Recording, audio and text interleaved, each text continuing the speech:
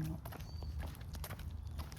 台風だけど雨が今止んでいて、これから降るのかなって感じですが、お散歩できました。いつもランニングしてたコースを今日はお散歩です。